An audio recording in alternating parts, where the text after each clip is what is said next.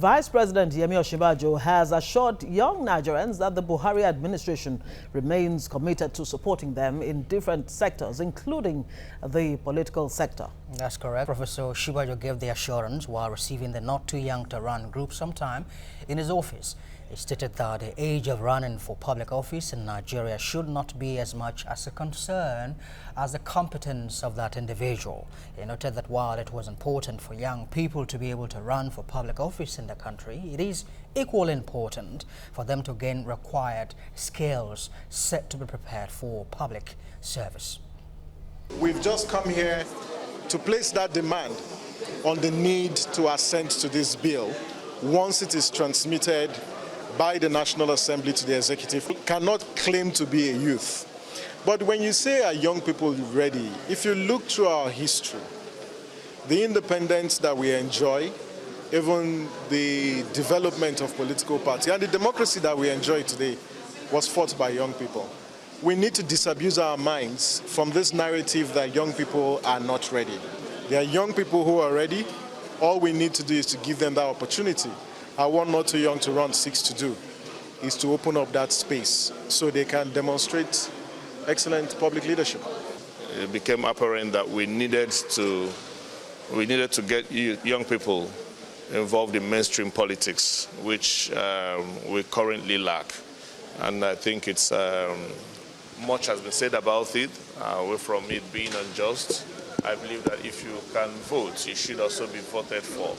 And so far, we've come to the very last stage of that process. Now for us, the next line of engagement and advocacy is the political parties, and that is why in our discussion with the Vice President, we also spoke about the need for political parties to actually create space for youth inclusion, that political affirmative action for young people, not necessarily giving free tickets, for instance, or nomination forms, but even reducing the cost and giving more young people the opportunity to run and contest for office would open up the space, because it's one thing to have the bill passed, it's another for political parties to recognize the needs for young people to run for office. And you can't fault any of those opinions there. Well, we have Ayodele Adio, who is still in the studio with us, and we've been joined by a governorship aspirant in Kogi State, that's Silva Olobojo Sylvester Olubojo, actually. Thank you, gentlemen. It's good to see you, and thanks, Ayo, for remaining with us. Okay, let me start with you. You are a governorship aspirant, and you're a young person, at least from looking at you. In spite of the seeming enthusiasm on the part of young Nigerians, or the youth, if you like, are the youth really ready to take over the helm of affairs in this country? Are they really prepared? Yes, very much prepared. How? To take over.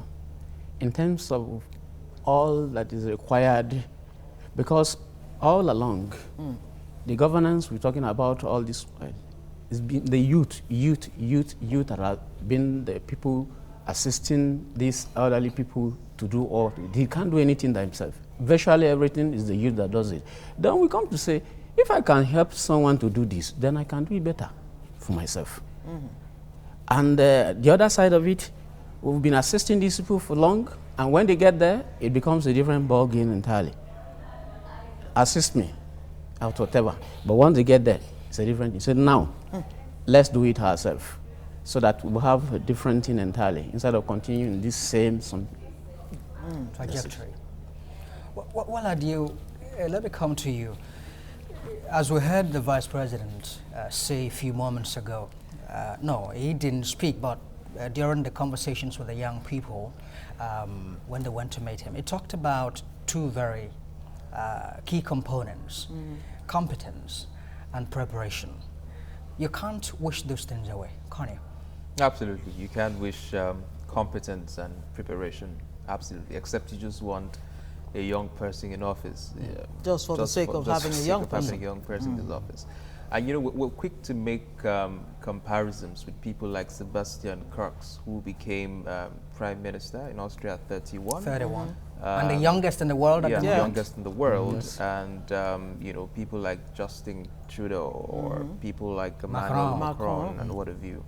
But if you look at their antecedents, Sebastian Kurz was Minister for Foreign Affairs at 29. At 22, he was the national youth leader of the party.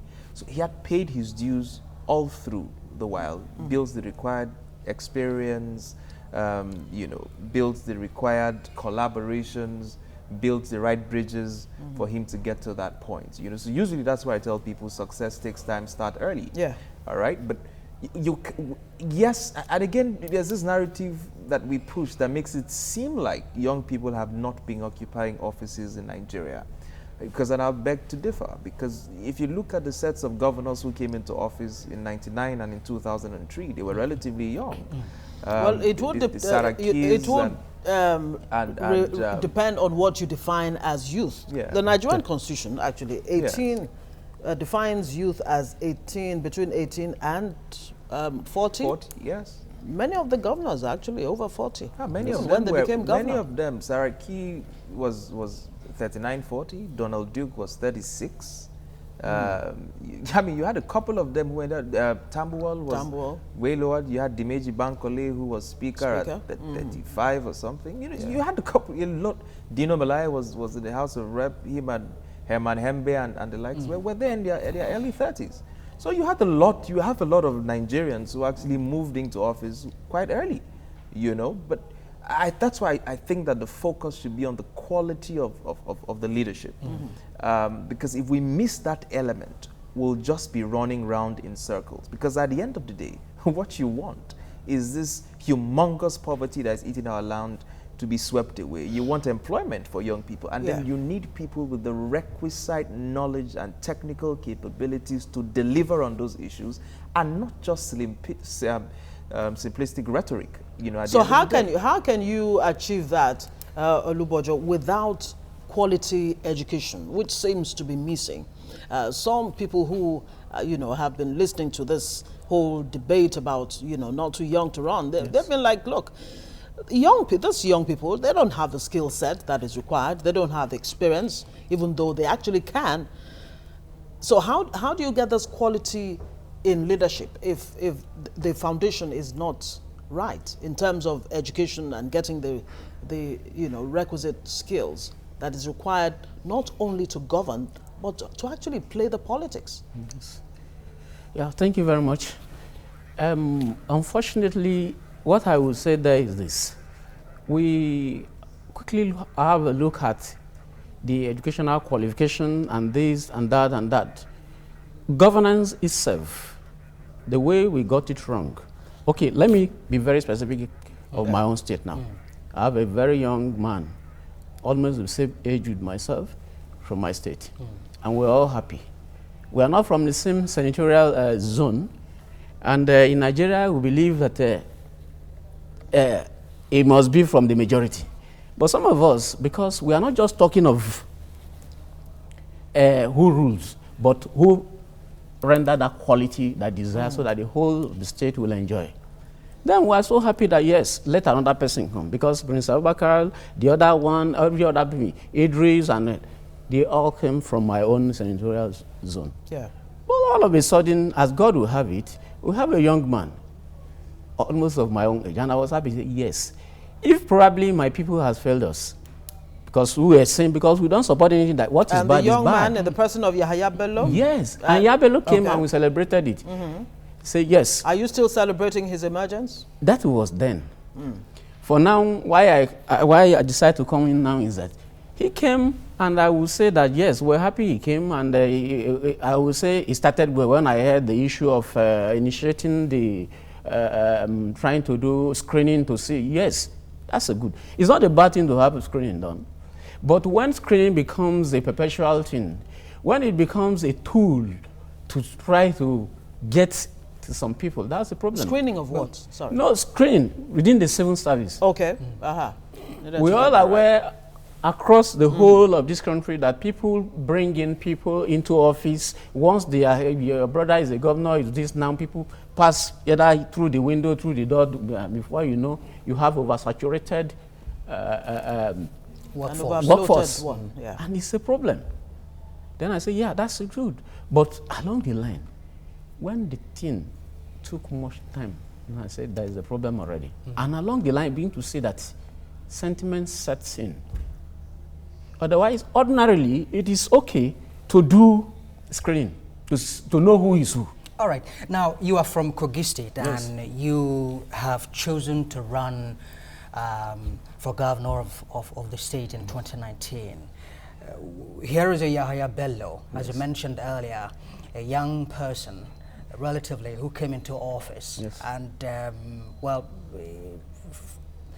from my inference, from what you have said now, you are no longer celebrating his emergence. You're correct. As governor of the state. Yes. Now, what are the things you think that he hasn't done well that you want to correct when you become governor in 2019? And we'd like to know the practical steps, not just saying them in abeyance, Yes. things how you want to achieve them. Okay. Thank you very much. Because we have been following the governance in Kogi State for years, and we have seen every one of them how they do, and the most recent one, my own friend now, my age mate now, Iyabelo. Like I said, I was happy when he started. Now, I have seen the error. Like I mentioned, the screen would have been a good tool, but it was misused.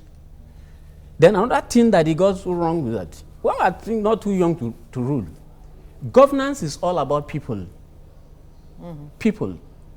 But they quickly come, they say, I have this 10-point agenda, 7-point agenda, this and that. I say, no, I have seen all this. Those are the errors they come. When you become, when you are jack of all trade, you become master or not. That was the problem he has. Now, I have seen it from the other people up to this very Abelo now. And my lesson now is I have to refocus governance now to just two things. Which would that be? is the people and the environment. If you follow me and I agree with that, they give me pass mark. When you say you focus on the people and the environment, Yes. before we come to bring it to Ayodele, I'm sure he's listening with a lot of keenness to what you're saying. Yes. He will have some issues exchange with you on that. Yes. When you say people and the environment, what Yes. exactly do you mean? Good, thank you. What I mean is this, governance. For you to have a very good government, it's all about people. If you are governing and people are not happy with you, it's not, you are not there yet. Why I say people and the environment is, if I'm in government, next thing, make sure that people, the workers and even the citizenry, make sure that they are happy, the salary is on time. Those that are not, it's not possible for everybody to be a salary earner. But there is a program on ground that even if you are not a salary earner, a civil servant, that you also enjoy from the state. That's exactly what I want to do. So that when salary is paid on time, from the people that are directly in government, in civil servant that they get this salary, there are other people that depend on them. If you don't pay them, so many people that are dependent on these people, you are dealing with them as well. Yeah, but some people will tell you payment of salaries is already, it's a given. It's something you're meant, that's expected of you. Already as the chief executive of the state. Yes. What are the innovations? Because we've heard over and over again that fresh blood will bring innovative ways, 21st century kind of governance that is not the same as the old, analog kind of governance, because the world is moving from where we are to innovative age, to information age, and what have, in fact, we've gone beyond the information age. So how are you going to, what new thing are you going to be bringing on board beyond payment of salaries, and fixing of roads, making sure there's water when you turn on your tap? Those are fundamentals. Those are basic things. Yes. Now, I say go back to that governance is all about people and the environment. And eventually you now see it's not even the environment aspect of it is still for people. So that is why you see the issue of democracy, government of the people, or by the people, or whatever, how do you put it, is the same thing now. Because the environment I want to take care of will still be for the people. If the people are paid what they are supposed to be paid, okay, let me put it this way. Apart from the salary. You see, in this country, we say we don't have money. There is money. If, for instance, I say in Kogi State, were 100 million. Yeah. 100 million naira is a chicken change in the hand of a local government in this country, either you like it or not. Local government.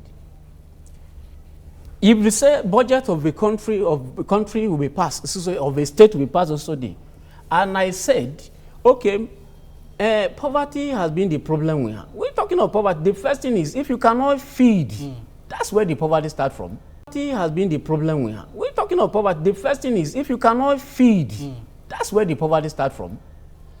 Let me feed first. And I say, okay, fine. This is what we'll do.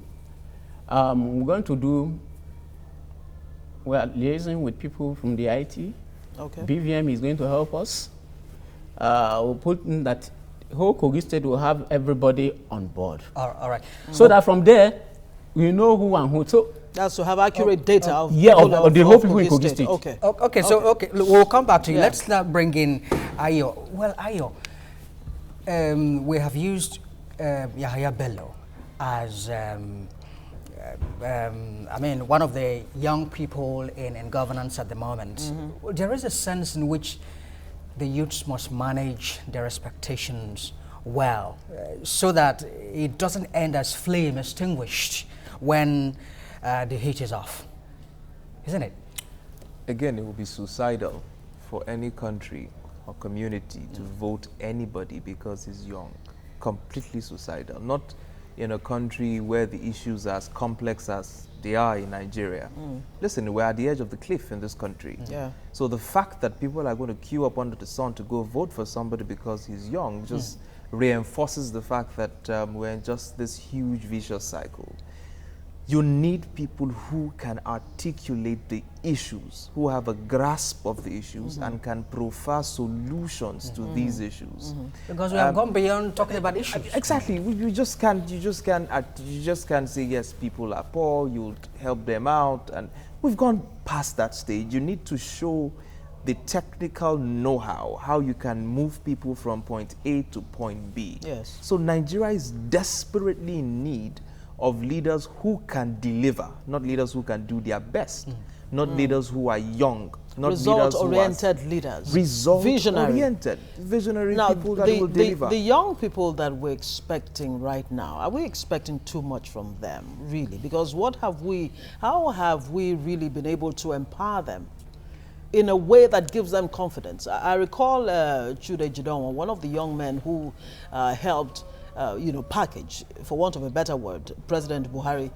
He said one thing he discovered going round Nigeria is that young people lack the courage to even step out, and they lack the confidence. Yeah. And it's a function of knowing that you don't even have what it takes to deliver. Yeah, I was just going to say that. Yeah. Something has to give you courage. And it's the ability that is bottled down the inside of you that gives you courage. For the sake of our discussion, we've agreed that young people is between 18 and 40. Yes. Yeah, fantastic.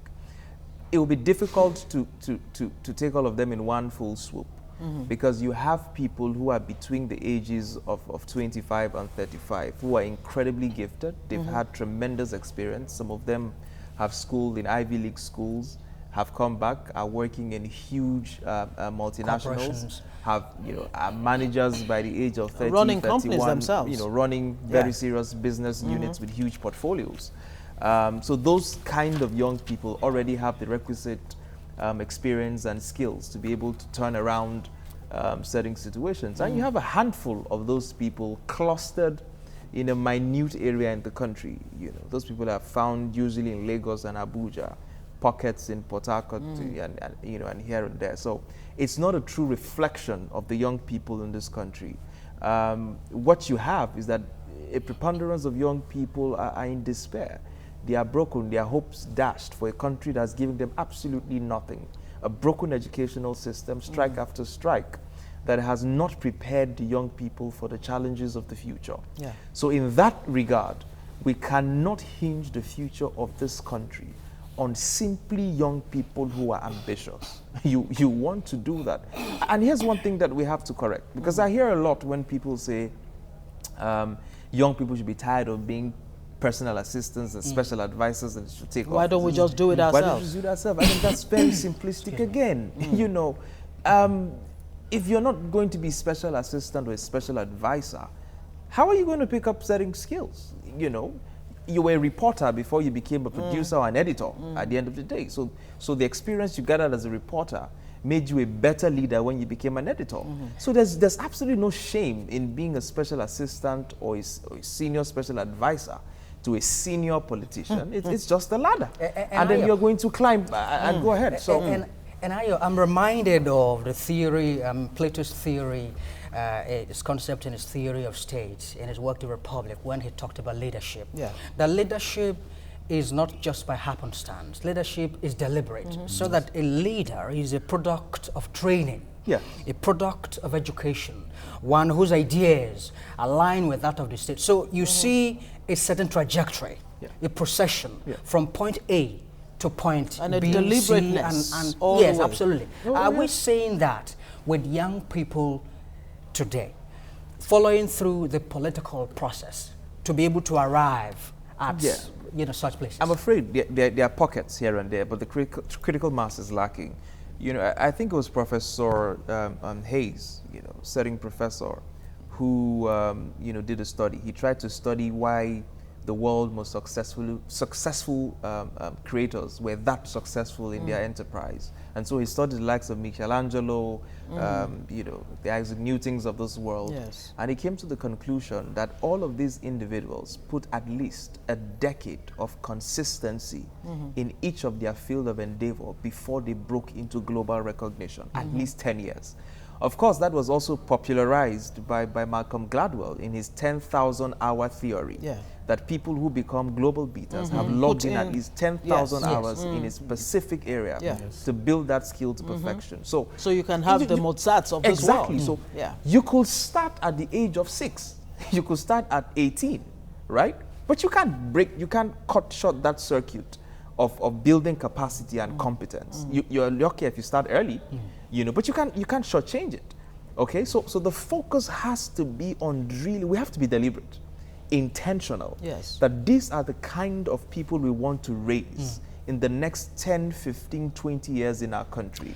Unfortunately, I don't see that as a strategic tool being deployed by our government of today. All right, some people would want to quote the holy books that says, the young are the ones who have vision, and the old are the ones who dream of when they were young, when they had vision. Yes. So it is, it is only natural that vision comes with youth, and dreaming goes with old age, if you like. But let me bring it home. We've been mentioning the Mozarts, the Michelangelos, and the rest of them. What about the Ziks of this world, the Awolowos and the rest of them? Those people were young when they started. And in our report, before we started this discussion, there was the issue of whether political parties themselves actually make space for young people in the parties. Yes. The APC, can you tell us, as a matter of fact, that there is actually a place for young people in the APC, for them to be able to step and begin to even visualize when they will take over from the elderly ones? Okay, thank you very much. Yes, that's another challenge. But this time around, we are ready to take the bull by the horn. Yesterday, I was on phone with the chairman, the party chairman, my ward chairman, the local government chairman, and the ESCOs. They were together. We spoke for a very long time. And they announced they were also happy that, yes, they've been doing this in this way for long. So they've been saying, why it's not that the elderly people are pushing people, that you guys are afraid of coming, that they are so happy, they are praying that I should never go back. Forward is what they want, that they are ready. And they told me, say, what about the local government congress that is coming up, that I should get ready to come, that I must make the mark. So we want to make the mark.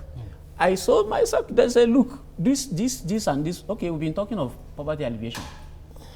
All this, but it never worked. Now I'm changing it. I told them I'm changing it for poverty alleviation. Because we are in a country where you say, I want to do this thing, and 100% they say it's not achievable. If it's not achievable, anything that you do, that 80% is achievable, and that 80% will be okay for you, then we move from there. Here we are in this country, they say poverty alleviation. there will be office of that poverty alleviation. There will be a director in charge of that place. The director has a driver. He has a salary. He has a car. And before you know, the money that is meant to alleviate the poverty of the masses now squandered on the same people that have the money already. That's why I'm changing it. Say, if I come into office, what I'm going to do now is not poverty alleviation, poverty eradication. So that at worst, that eradication will now get to alleviation. If it's alleviated, then we are moving somewhere. So how do you intend to achieve that? To eradicate the poverty? Okay. What practical steps do you want to take to achieve this one? Because Kogi State, as we know, quite a number of people in the civil service died, committed suicide, you know, and all of that because of lack of salaries and all of that. That is owed to poverty. How do you, we'd like to know, how do you want to achieve that? Okay. The first thing is, when we come to the office by the special grace of God, the first thing is we'll set off panel to look into that screening, the perpetual screening that never ended. First, we'll revisit it to see what is even the issue. Those, for sure, there are some people that maybe they are overage, they are supposed to have gone there, and so all those ones are put aside. Those that maybe were victimized will put aside, and this committee is going to be drawn from the whole senatorial zone. But Da Silva, you must understand that we have had there have been instances that we had committees upon committees, panels upon panels, and in the end, so just as you mentioned earlier, the money meant to alleviate people's poverty. Just go round and round the directors, their drivers, and all of that. You want to set up a panel to probe what has happened in the past. It is going to cost you money as well. Are you not also trying to, go around the same circle? Let's change the word. When you say probe, they became agitated. They begin to look for the head of Da Silva and people, member of the. Let's say look into it. Okay. Look into it. Panel to look into it. But once you say probe, but the point I'm bringing out is, are you not also going round the same circle because you are spending money to set up panels and committees? Okay, but the first is Kogi, the hunger in the land. So even before the panel, the first thing that we'll do is, like I said that time about poverty alleviation, eradication, is we'll have a look at, there are some certain things that I will not say here now. That's my own tool that I want to use to. Okay, now talking about, speaking of tools, let me quickly bring this in because we have to wrap. Do you have the tool in terms of the financial power to drive your vision as you aim towards becoming the governor of Kogi State? Don't forget, money is a huge factor in Nigerian politics. Very quickly, so that allow Ayodele talk about that too. Yes, if I say that I have the money, or I'd say I don't have the money. I don't have the money, I have the money, but people, the youth that are ready to follow this vision, they are there. They're buying into your vision. Yes. Fantastic. That's the thing. Ayodele, the issue of money and politics and the youth. I mean, politics is expensive anywhere in the world. Marco Rubio didn't get even to the second stage of the elections, and he spent $45 million. You know, so politics is expensive anywhere. So you need to be able to sell the vision to the right people, getting the buying of certain people. You don't need to have the money yourself. Obama didn't have the money. People putting to his Even campaign. Trump, who has the money, is raising funds. He's made over $10 million So you need to sell, you need to articulate the vision. It needs to resonate with the people, and they will commit to it. And then money becomes the least of your problems. All right, Ayodele Adio, a public affairs analyst. Thank you very much indeed, as always, coming to share your thoughts with us. Thank you for having me. And Da Silva Olobojo, Sylvester, governorship aspirant, Kogi State. We thank you very much also for coming to tell us more about you and what you intend to do for Kogi State. Thank you very much, and we wish you all the best as you take on this task.